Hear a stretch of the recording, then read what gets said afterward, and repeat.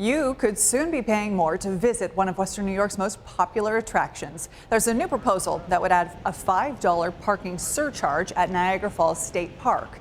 Tickets for tourist attractions in the park would also cost more. And tonight, 7 Eyewitness News reporter Taylor Epps tells us why one lawmaker is pushing for this controversial moneymaker and what tourists are saying about it. People come from all over the world to visit the wonder of Niagara Falls.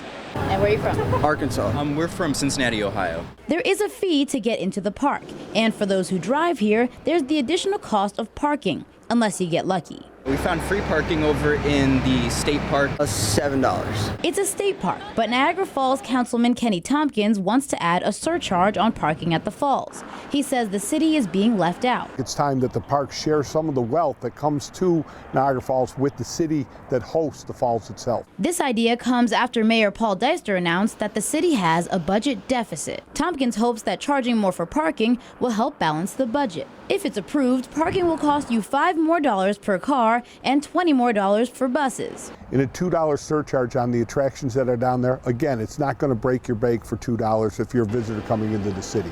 Tompkins says the fees will mostly impact out-of-town tourists. We're making the taxpayer pay enough. It's time that we find other sources of revenue, and I believe we're owed this source of revenue. The tourists we spoke to didn't seem to like the idea. That's crazy. They need to keep it where it's at.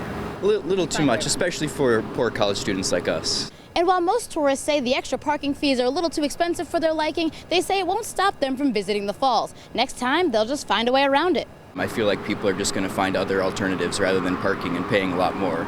Tompkins says most of his colleagues support the proposal. The next step is to get it passed at the council meeting next week. It will then work its way to Albany for state approval. No word on how long all this might take. In Niagara Falls, Taylor Epps, 7 Eyewitness News.